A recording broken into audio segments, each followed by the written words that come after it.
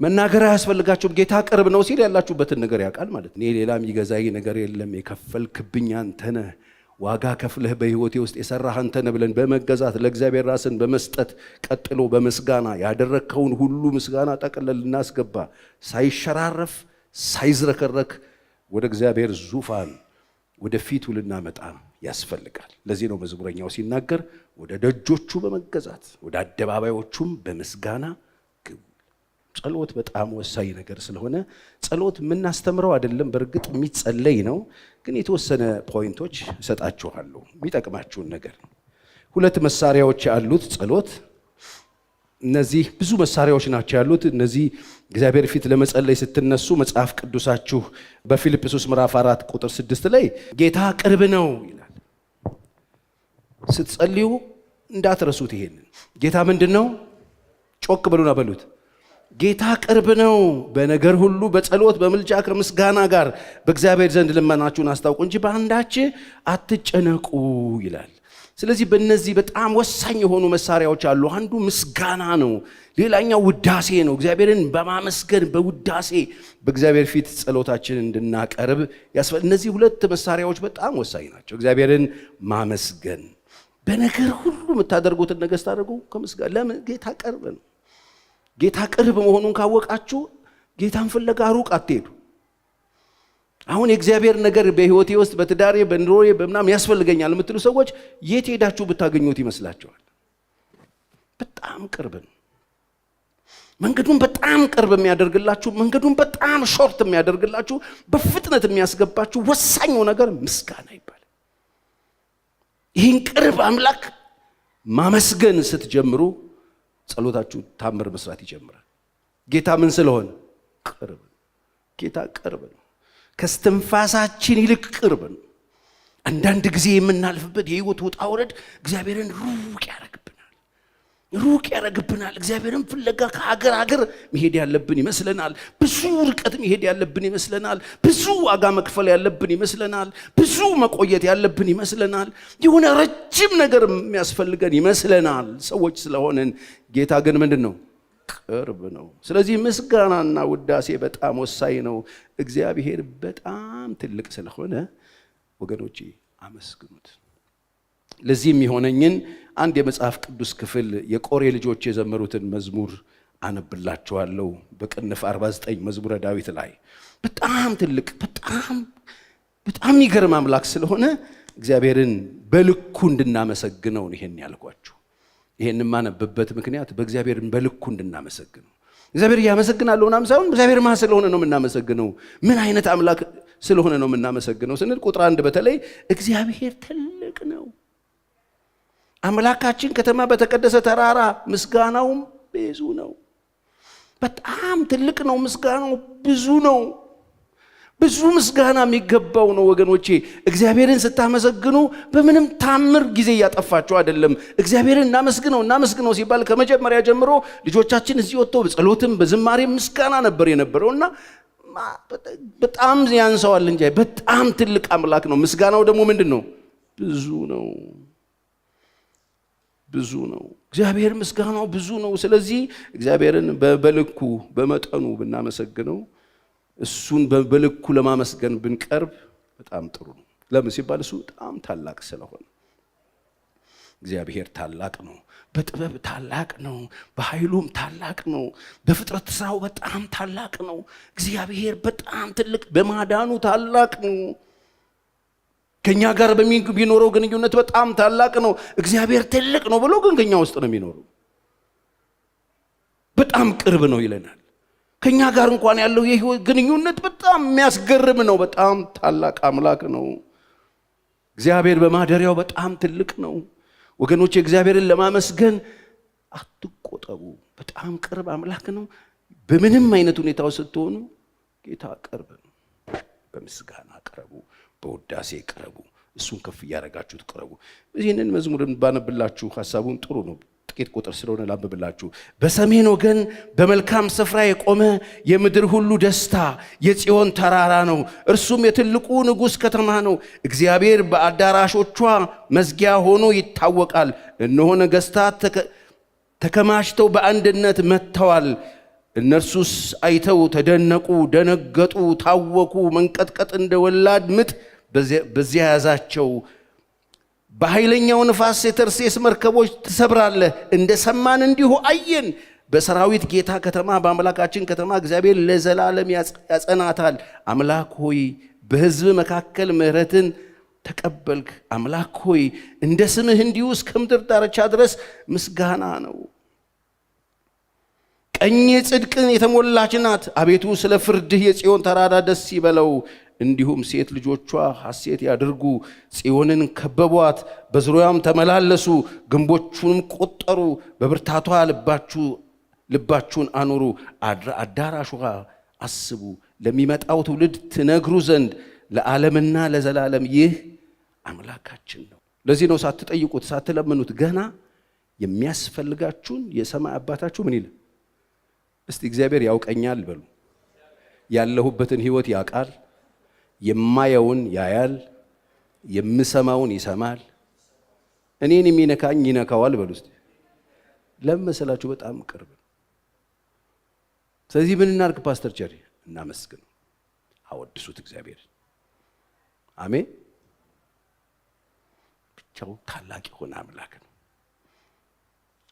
ውዳሴ ለእግዚአብሔር ስታቀርቡ እግዚአብሔር በግላችሁ በእናንተ ሁኔታ የተገለጠበት ነገር የለም።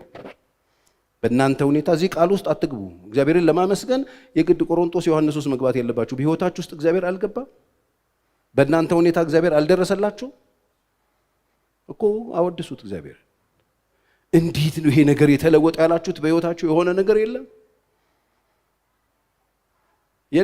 እዚህ ውስጥ እኮ የነካሁት እነዚህ ሰዎች ስላደረገላቸው ነው። እነዚህ ሰዎችን አድርጓል። እግዚአብሔር ትልቅ ነው። ተጽፎ የተቀመጠ ነገር ስለሆነ አነበብ ነው። እየኖረ ያለ የሚንቀሳቀስ እኮ ብዙ መጽሐፍ እዚህ ቤት አለ። የእግዚአብሔር ውዳሴ የሚገባው አምላክ ነው። እኛ ባለንበት ሁኔታ እግዚአብሔር ያደረገልንን ነገር አስበን እግዚአብሔር እናመስግን። ይገባዋል በልኩ ልናመሰግነው፣ ታላቅነቱን እያሰበን ልናመሰግነው፣ ያደረገውን እያሰበን ልናመሰግነው፣ በእያንዳንዳችን ሕይወት ውስጥ የሰራውን እያሰበን ልናመሰግነው፣ ወደ ማደሪያው ስንመጣ፣ ወደ ጸሎት ቤት ስንመጣ ያደረገውን ነገር አስበን፣ የተደረገልን ነገር አስበን እግዚአብሔር ልናወድሰው፣ ልናመሰግነው። በእኔ ሕይወት እግዚአብሔር ያደረገው ድንቅ ነገር አለ፣ ምስጋና ይገባሃል ነው። ቅርቡ ጌታ፣ ደጉ ጌታ ልናመሰግነው፣ ውዳሴ ልናቀርብ ያስፈልጋል። እነዚህ ሁለት ነገሮች በተለይ ምስጋናና መገዛት ወይም ውዳሴ በእግዚአብሔር ፊት ውዳሴ የሚሰጡ ሰዎች የተገዛ ሕይወት ያላቸው ናቸው። ታውቃላችኋል። የተገዛ ሕይወት ያላቸው ሰዎች፣ እግዚአብሔር የገዛቸው ሰዎች በሕይወታቸው ያደረገውን ነገር አይረሱትም። ሁልጊዜ በፊቱ አሉ። አይረሱትም፣ አይክዱትም። ሌላው እፍርታም አይደሉም፣ እፍርት የላቸውም። በሕይወታቸው ውስጥ እግዚአብሔር ያደረገውን ነገር አይክዱትም። ሲቆይ የራሳቸው አይመስላቸውም። በሕይወታቸው የተደረገውን ነገር ይዘው በፊቱ መቅረብ፣ እግዚአብሔርን ማመስገን ይችላሉ። ለዚህ ነው መዝሙረኛው 100 ቁጥር 4 ላይ ሲናገር ወደ ደጆቹ በመገዛት ወደ አደባባዮቹም በምስጋና ግቡ። ወደ እግዚአብሔር ቤት ስትገቡ በመገዛት ከዛ ደግሞ በምስጋና ግቡ፣ አመስግኑት፣ ባርኩት ይላል መጽሐፍ ቅዱስ። ወደ አደባባዮቹ ስትመጡ፣ ወደ እርሱ ስትቀርቡ በመገዛት። ብዙ ሰዎች ውጭ ቆመዋል። ቤት ውስጥ መጥተው ውጭ ቆመዋል። አደባባይ ላይ መግባት ሲችሉ ወደ ውጭ የቆሙ ብዙ ሰዎች አሉ። እንግዲህ ያው እግዚአብሔር ስላላረገላቸው አይደለም። እግዚአብሔር የሰራውን ረስተውት፣ እግዚአብሔር በሕይወታቸው ያደረገውን ረስተውት፣ ትተው ጥለውት፣ እግዚአብሔር ስላላደረገላቸው አይደለም። ወገኖች፣ እግዚአብሔር ያላደረገው ነገር የለም። ለሁሉ ቸር ነው። እጅህን ስትከፍት ሕይወት ያለ ሁሉ መልካም ይጠግባ ይላል። አንድ ነገር ምሳሌ ልንገራችሁና ሐሳቤን ጥቅልል አደርጋለሁ። አጭር ነገር ነው የምናገረው። በተለይ ሉቃስ 17 ላይ ሄዳችሁ እነዛ 10 ለምጻሞች መጽሐፍ ቅዱስ ሲናገር በጣም ነው ልቤን የሚነካኝ። እሱን እናንብበው። አጠገባችሁ ያለውን ሰው እቺን አብረን እናንብበው በሉት። ንኩትና ሉቃስ 17 ላይ ቁጥር 11 ወደ ኢየሩሳሌምም ሲሄድ በገሊላ በሰማርያ መካከል አለፈ። ወደ አንዲት መንደርም ሲገባ በሩቅ የቆሙት 10 ለምጻሞች ተገናኙት። እነዚህ 10 ለምጻሞች ተገናኙት ኢየሱስን። እነርሱም ይጮሁ ነበረ። እየጮሁ ኢየሱስ ሆይ አቤቱ ማረን አሉ። አይቶም ወዴት አሉ አለው። ከዚህ ከልዩ ወገን በቀር እግዚአብሔርን ሊያከብሩ የተመለሱ አልተገኙም አለ። እርሱም ተነስና ሂድ፣ እምነትህ አድኖሃል አለው። ይሄ ሰውዬ በጣም ነው የሚገርመኝ። እነዚህ ሰዎች 10ም የሚጮሁ ነበሩ። ትናንትና የሚጮሁ ነበሩ። ትናንትና እርዳታ የሚፈልጉ ነበሩ። ትናንትና ጩኸት ነበራቸው። ትናንት ነቀፋ ነበራቸው። ትናንት ምልክት የሆነባቸው አካባቢ ውስጥ የማያስቀርባቸው፣ ከማህበረሰብ ጋር የማያኖራቸው፣ ወደ መቅደስ የማያስገባቸው፣ ከሰው ፊት የማያቀርባቸው፣ እንደ ሰው የማያስቆጥራቸው ነቀፋ የነበረባቸው፣ የሚያስጮህ ችግር የነበረባቸው 10 ለምጻሞች ነበሩ ይለናል። 10ም ይጮሁ ነበረ። 10ም ታውቃላችሁ፣ በዚያን ዘመን ለምጻም ከሆንክ ምትነካው የለም። ለምጻም ከሆንክ መቅደስ አትገባም። ለምጻም ከሆንክ ከተማ አትኖርም። ለምጻም ከሆንክ ከማህበረሰብ ተገለ ዳር ነው። ከተማ ከከተማ ውጪ እንድትኖር ትገደዳለህ። ለምጻም ከሆንክ ኃጢአተኛ ነበርክ። እንዲህ አይነት ችግር ነበረባቸው። የሚያስጮህ ችግር፣ ከሰው በታች የሚያደርግ ችግር የሚያስጮህ። 10ም ይጮሁ ነበረ። 10ም እርዳታ ይፈልጉ ነበረ። የሚጮሁትን ድምፅ የሚሰማ፣ እርዳታ የሚፈልጉ ሰዎችን የሚረዳ ያደግ ጌታ ሰማቸው። የእነዚህን ሰዎች ጩኸት አዳመጠ። ጩኸት ነበራቸው። በታች ከሰው በታች ያደረጋቸው ጩኸት ነበራቸው። የሚያሳቅቅ ጩኸት ነበረባቸው። ነቀፋ ነበረባቸው። እንደ ሰው እንዳይኖሩ የሚያደርግ ጩኸት ነበራቸው። ጮሁ። ኢየሱስ ሰማቸው። ለነዚህ ለ10ም ሂዱ። ለካህን አሳይ ማለት እኮ ካህን ጋር የምትቀርበው ቼክ ልትደረግ ነው። በቃ ኢየሱስ እርግጠኛ ስለሆነ ሂዱ አላቸው። እንዴ ሲሄዱም ነጹ ይል። የሚገርም ነው። ሲሄዱ ነጡ፣ ሲሄዱ ተስተካከሉ፣ ሲሄዱ ጩኸታቸው ተሰበረ፣ ሲሄዱ የሚያስጮሃቸው ነቀፋ ከላያቸው ላይ ወደቀ፣ ሲሄዱ ከጌታ አጠገብ ጌታ የተናገረው ቃል በላያቸው ላይ የነበረውን በሽታና መከራ ግልፍፍ አድርጎ ጣለላቸው። ሲሄዱ ሌላ ሰው ሆኑ። ሲሄዱ ነቀፋቸው ተንከባለ። ሲሄዱ ጩኸታቸው ጠፋ። ሲሄዱ ጩኸታቸው ሳቅ ሆነ፣ ላዘናቸው ደስታ ሆነ፣ ለቅሷቸው ፌሽታ ሆነ። ሲሄዱ እንደሱ ሆነ። ግን አልተመለሱ። የሰማርያ ሰው ነበር። ከዚህ ልዩ ወገን በቀር ለምስጋና፣ ለውዳሴ፣ ለክብር እግዚአብሔርን ለማመስገን የተመለሰ የለም አለ። አንድ ሰው ብቻ። 9ኙ አልነጹም አለ። ኢየሱስ እኮ እንዳነጻቸው ያውቃል። ኢየሱስ እኮ እንደረዳችሁ ያውቃል። ሄዳችሁ የቀራችሁ ሰዎች፣ ጠፍታችሁ የቀራችሁ ሰዎች፣ ቀንበራችሁ ተሰብሮ የቀራችሁ ሰዎች፣ ተፈውሳችሁ የቀራችሁ ሰዎች፣ ታሪካችሁ ተለውጦ የቀራችሁ ሰዎች፣ ጌታ ምስጋናችሁን እየሻተ የእናንተን ውዳሴ እየጠበቀ ቆሞ ነበረ። እየተጠበቃችሁ ነበረ። አበሳችሁን አርቆ፣ ጩኸታችሁን አርቆ፣ ነቀፋችሁን አንከባሎ፣ በሽታችሁን አስወግዶ ሐዘናችሁን ወደ ደስታ ቀይሮ ይመለሳሉ ለምስጋና ብሎ እየጠበቃችሁ ነበረ። ጠየቀው እኮ የሚያስጮህን መከራ ከላያችን ስለተገለበጠ በፊቱ ወደቀ።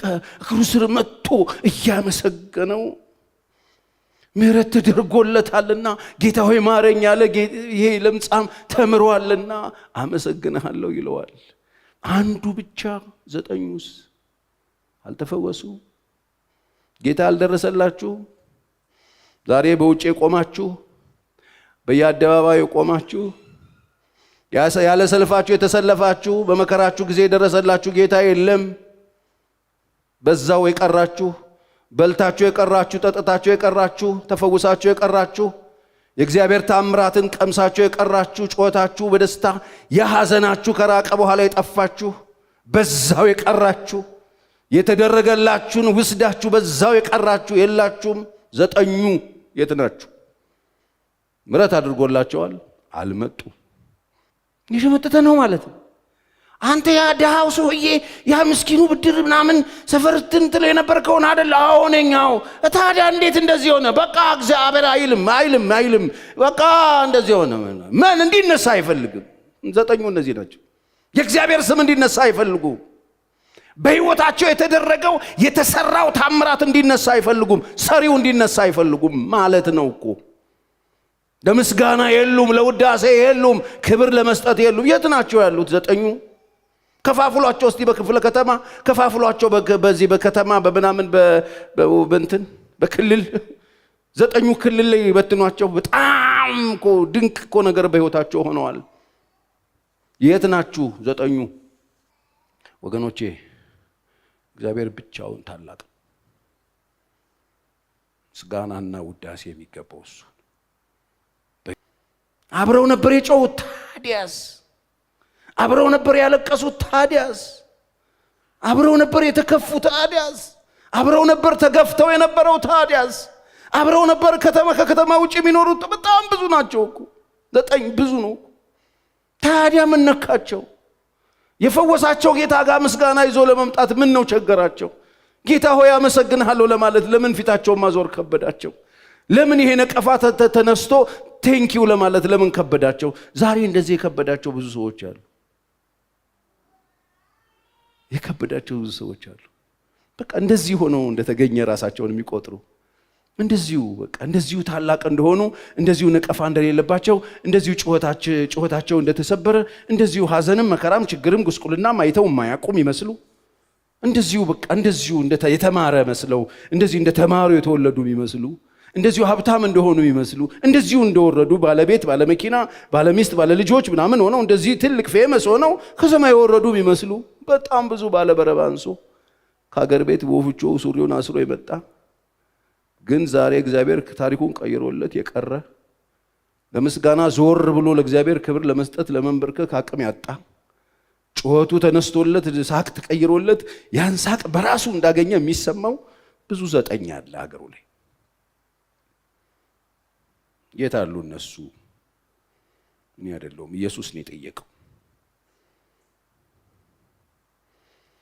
ይሄ የተመለሰው ሰው በታላቅ ድምጽ እያከበረ ይላል አሉ እኮ ዛሬ በቤተ ክርስቲያን በታላቅ ድምጽ ቢያከብሩ ለየት ብለው ጌታ ሆይ ምናምን እቺ ፍሬሽ ናት መሰለት እንላታለን።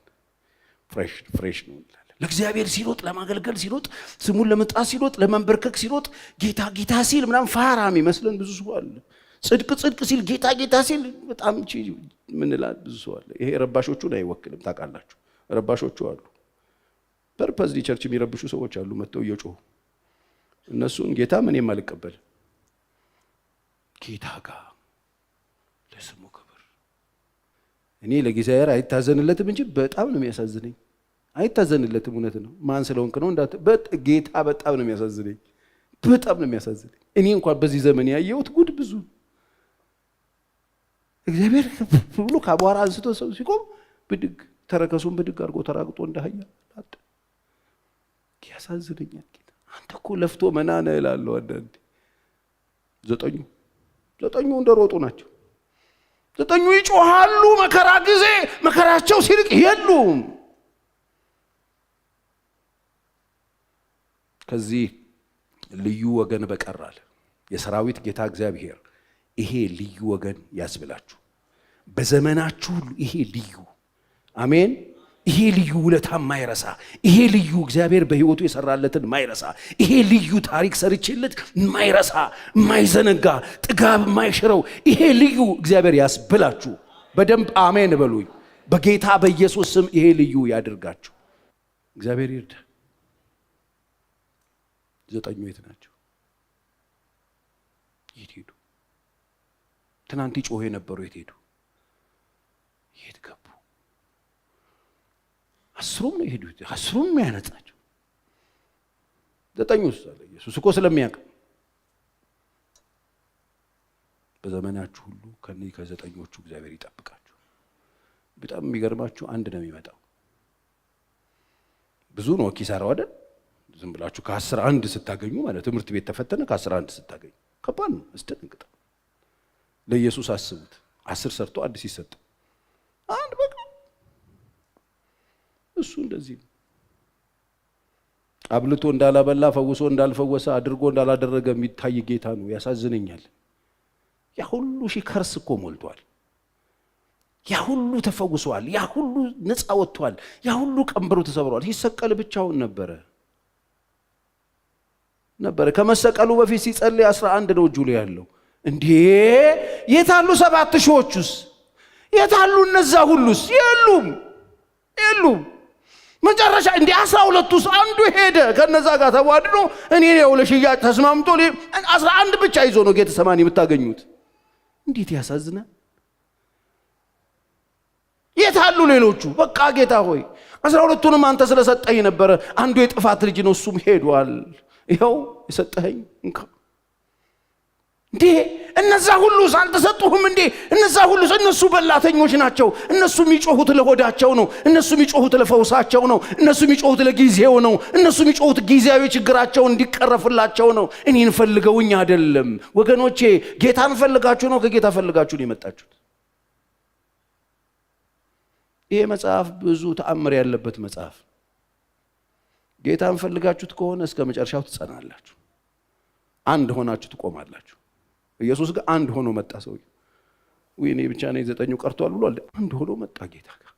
ምን ሊያረግ? ሊሰግድ። ምን ሊያረግ? ሊደፋ። በግንባሩ ሊወድቅ ይገባዋል። ብቻውን ታምራትን በህይወታችን አድርጓል።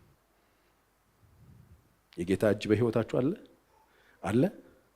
እስቲ የጌታ እጅ በእኔ ህይወት አለ የምትሉ ሰዎች መልሳላችሁ። ወደ ጌታ የምትመልሱት ይዛችሁት የምትመጡት ነገር እንጸልያለን። በእግዚአብሔር ፊት እንገቶቻችን ዝቅ አድርገን እንጸልያለን። ምሰግድልህ፣ ስምህን ምጠራህ የኔ ጌታ፣ አለኝ ጉዳይ። ምስጋና ለአንተ ይሁን። የጮኩበት ያለቀስኩበት ብዙ ነገር ነበረኝ። ፈውሰኸኛል፣ ነፃ አውጥተኸኛል። ተባረክ። በግዴላችሁ ለጥቂት ደቂቃ በእግዚአብሔር ፊት ጸልዩ።